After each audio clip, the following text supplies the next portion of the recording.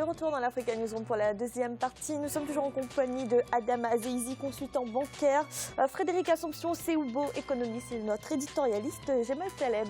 Tout de suite au dossier du jour.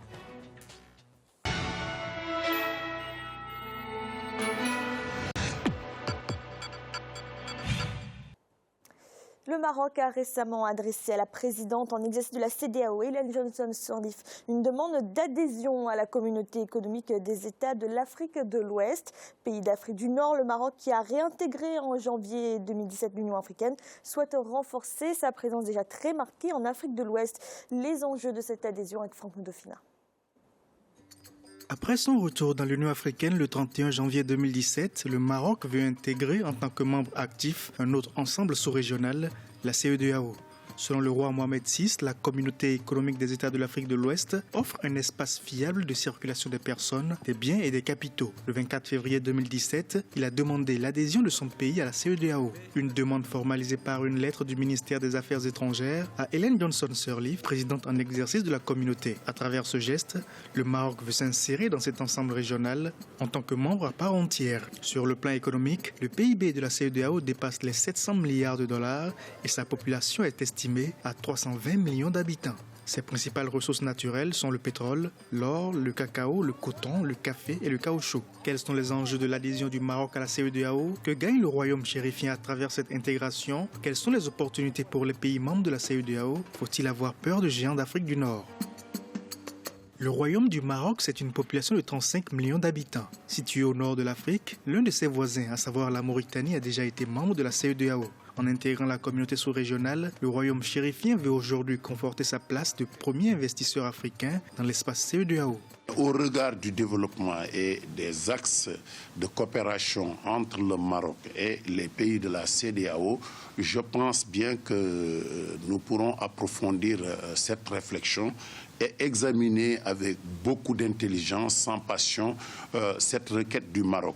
Quand on sait que le Maroc est déjà dans cet espace communautaire et les relations entre le Maroc et certains de nos États sont des relations de coopération, des relations commerciales très dynamiques que nous suivons chaque jour.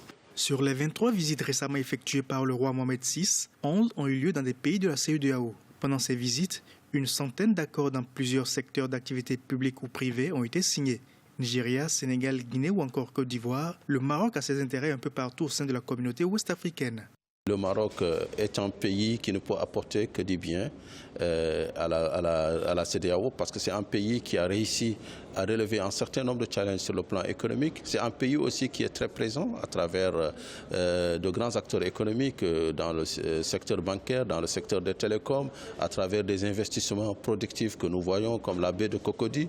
Donc nous sommes pour les grands ensembles, nous sommes pour l'intégration et nous pensons que le fait que le Maroc puisse venir rejoindre la CEDEAO ne pourra que renforcer celle-ci et puis ne pourra aussi qu'initier encore une nouvelle étape dans l'agenda de l'intégration africaine. Le Royaume a beaucoup de gains en Afrique. Je vous donne un cas simple. Au Sénégal, vous avez l'équivalent de 50 à 60 camions d'agrumes et de fruits et légumes qui rentrent au Sénégal par jour venant du Maroc. Regardez ce qui se passe dans les banques. Pratiquement, les 60% du secteur bancaire sénégalais sont détenus par les Marocains. Les assurances, la même chose. L'immobilier, vous voyez la rente dans l'immobilier et dans l'énergie, ce que le Maroc est en train de faire. Donc le roi, il est très intelligent. Je pense qu'il met sa diplomatie au service de l'économie. Et un chef d'État, en fait, c'est la vision qu'il faut avoir pour faire prospérer un pays. Les relations de partenariat entre le Maroc et les pays membres de la CEDEAO ne cachent pas les contraintes juridiques et structurelles qui pèsent sur ce nouveau modèle économique. Les experts craignent la diversification limitée des flux commerciaux, mais aussi les problèmes liés aux contraintes migratoires avec le Maroc. C'est là où il y a le problème. C'est là où souvent nous avons un partenariat qui n'est pas souvent gagnant-gagnant, il faut le reconnaître. Quand je prends le cas du Sénégal, dans nos agrumes, nous achetons énormément du Maroc, mais nous ne vendons pas beaucoup de choses au Maroc. C'est des questions qu'il faut voir. Et si la dynamique continue, ce sera la même chose pour les autres 16 pays. Donc c'est à ce niveau peut-être où les chefs d'État, dans le cadre de la CEDEAO, doivent réfléchir à améliorer certains dispositifs dans l'union économique qui permettront quand même que le Maroc puisse s'installer chez nous en Afrique Et puis que les Africains aussi puissent vendre au Maroc, parce que le Maroc a un marché extrêmement important. Quand je vous parle des marchés de l'agrumes, il existe, et dans d'autres secteurs comme l'immobilier. Il serait bon que donc, ce partenariat puisse exister de telle sorte qu'on puisse être présent chez eux aussi.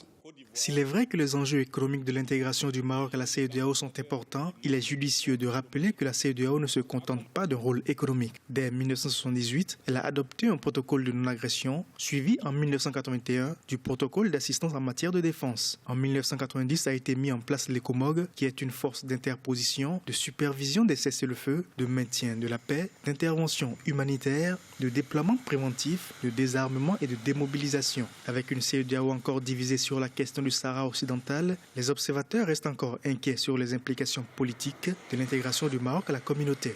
Ils sont très politiques. Vous avez une zone d'influence de 300 millions ou 400 millions d'habitants. Vous avez une zone d'influence au niveau de l'ONU, parce que tous sont membres des Nations Unies. Vous êtes une zone d'influence dans laquelle vous êtes dans l'Union africaine. Donc ce Maroc s'adosse sur la CEDEAO est extrêmement politique et important pour le Maroc, même dans sa stratégie internationale. Si le Maroc intègre effectivement la CEDEAO, quelle sera sa position face au projet de création d'une monnaie unique à l'horizon 2020 ? Appliquera-t-il le tarif extérieur commun de la CEDEAO mis en place depuis 2015 ? La libre circulation des personnes et des biens sera-t-elle effective comme c'est le cas actuellement au sein des pays membres de la communauté ? Autant de questions encore en suspens. Pour l'heure, la diplomatie marocaine se bat pour faire de cette adhésion une réalité, sans oublier que son voisin, la Tunisie, a aussi sollicité une intégration à la même communauté sous-régionale. Adam Azaïzi, il y a plusieurs questions qui se posent quant à cette adhésion du Maroc à la CEDEAO. Est-ce qu'il pourra s'agir vraiment d'une adhésion pleine et entière ? Est-ce que ce sera une adhésion quelque part à la carte ? Une adhésion à la carte. Je pense que l'objectif même de la CEDEAO ne peut pas être pris à la carte.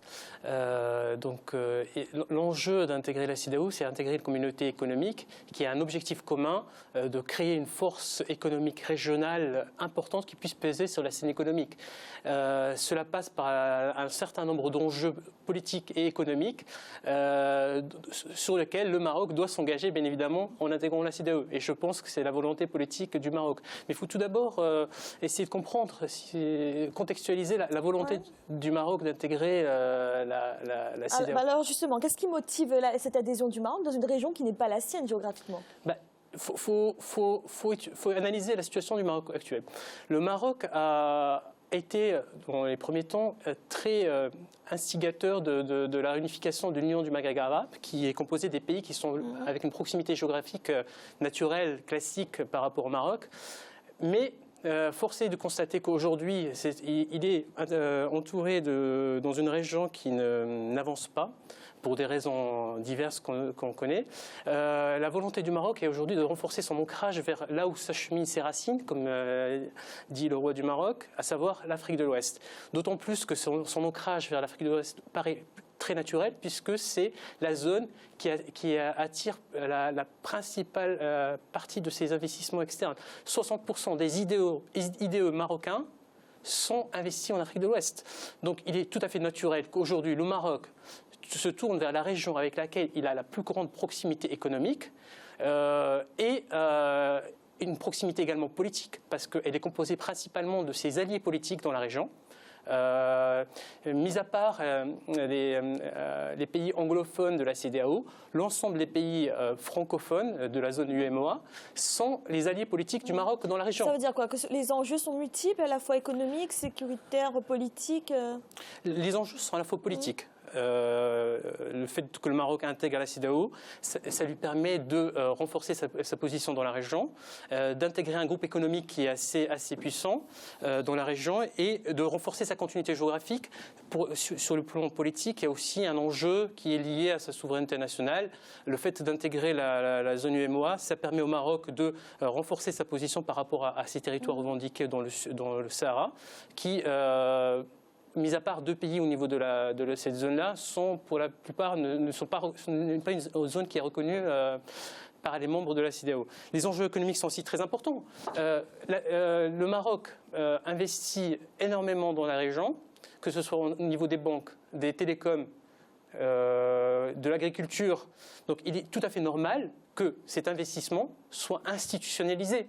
d'autant plus qu'aujourd'hui viennent des projets très importants, que ce soit le gazoduc dont l'objectif est de construire un gazoduc entre le Nigeria et le Maroc pour fournir du pétrole en Europe. Il est très important de pouvoir avoir une cohésion politique et de pouvoir être membre de la même association de pays pour pouvoir donner du concret à ce projet et lui permettre de voir le jour et d'être réalisé d'une manière optimale. Frédéric Assomption-Seoubo, que pensez-vous de cette demande d'adhésion du Maroc à la CEDEAO? Cette demande d'adhésion du Maroc à la CEDEAO, d'un point de vue économique, je dirais que c'est tout à fait avantageux pour les deux parties. Mais bon, quand on analyse quand on analyse davantage, on essaie d'analyser un peu la demande d'adhésion, on voit que cela soulève pas mal de contraintes liées en fait à la situation actuelle de la zone qui est la CEDEAO. C'est-à-dire les contraintes? Comme contrainte majeure, celui qui vient d'intervenir tout récemment sur la vidéo l'a si bien dit. Quand on prend les fournisseurs actuellement du Maroc, les 10 premiers fournisseurs du Maroc, aucun pays de la CEDEAO n'apparaît. Le seul pays africain qui apparaît, c'est l'Algérie. Du coup, on sait que le Maroc échange beaucoup avec le Ghana, la Guinée, le Nigeria. Donc, ce qui veut dire quoi? Que les échanges entre le Maroc et la CEDEAO se fait dans un seul sens. Donc l'intégration, une future intégration du Maroc dans la CEDEAO risque en fait de transformer les pays de la CEDEAO en des consommateurs uniquement et puis à phagocyter. C'est-à-dire quoi? Un afflux, on dit que certains redoutent un afflux des marchandises marocaines, que cet afflux de marchandises déséquilibre la zone. C'est ce que vous pensez également? Oui, tout à fait. Quand on regarde au niveau de compétitivité, il y a un grand écart au niveau de compétitivité. Les entreprises marocaines sont compétitives sur le plan prix, sur le plan qualité. Quand on regarde au niveau de la zone CEDEAO, le tissu industriel est pratiquement inexistant, puisque la plupart des pays sont des exportateurs de matières premières. Gémal, d'après vous, quelles pourraient être les conséquences concrètes de cette adhésion du Maroc dans l'espace CEDEAO? Alors, il faut se dire une chose en préambule qui, de mon point de vue, est importante. Est-ce que le Maroc a sa place dans la CEDEAO? Sans aucun doute. Est-ce que c'est un pays important pour la CEDEAO du point de vue de ce qu'il est capable d'apporter comme avantage économique, politique? Sans aucun doute. Sauf que le juriste que je suis revient toujours aux traités. Et les traités de ce point de vue-là sont clairs, à moins de les modifier, parce qu'on peut les modifier. La CEDEAO est un espace ouest-africain, le Maroc n'est pas un pays ouest-africain. Je crois pour ma part que c'est un coup politique qui est fait par le roi du Maroc, qui est habile, qui est intelligent et qui est absolument à sa place. Mais c'est un coup politique parce que j'ai du mal personnellement à penser que toutes les contraintes, elles représentent un avantage, la CEDEAO, incontestablement, mais elles représentent des contraintes assez importantes sur lesquelles je vais revenir. Je pense qu'adhérer à une organisation sous-régionale comme la CEDEAO pour le Maroc a sans doute des avantages, il implique des obligations. Lesquelles? D'abord, je ne vois pas le Maroc accepter la libre circulation des personnes et des biens dans l'autre sens. Deuxièmement, je ne vois pas tous les pays membres de la CEDEAO affluer vers le Maroc dans les conditions qu'on connaît déjà aussi simplement. Je n'y crois pas une seconde. Troisièmement, je ne vois pas le Maroc adhérer à le COMOG avec les difficultés qu'il y a, ni les contraintes d'intégration, d'immixtion politique de la CEDEAO dans la vie politique, y compris marocaine. Ça, je n'y crois pas une seconde. Pour le reste, je pense, moi, qu'il y a beaucoup de positionnements stratégiques, il y a beaucoup de rivalités importantes avec l'Algérie. D'ailleurs, l'adhésion ou la demande d'adhésion de la Tunisie de ce point de vue-là signe l'échec, la mort de l'Union du Maghreb arabe. C'est-à-dire, en gros, comme nous ne sommes pas capables de réunir chez nous, nous allons chercher chez les autres. En fait, on ne cherche pas. Le Maroc, lui, a un débouché économique. La Tunisie, elle ne l'a même pas. Et donc, connaît une volonté de débouché économique, ça peut se comprendre. Les débouchés économiques, pour autant, est-ce qu'il accepte qu'on s'enchaîne à ce point-là pour entrer dans une organisation de ce point de vue-là? Je n'y crois pas. Et puis, il y a un point qui, de mon point de vue, est important pour la CEDEAO elle-même. Je pense que c'est le moment et le tournant de la réflexion. Faut-il s'élargir ou s'approfondir. La CEDEAO a-t-elle besoin de s'élargir ou de s'approfondir? Si elle va vers le Maroc, monsieur a raison, elle devient un marché qui n'a ni queue ni tête et qui en réalité, on est loin de l'idée au départ politique d'approfondissement ou d'intégration régionale.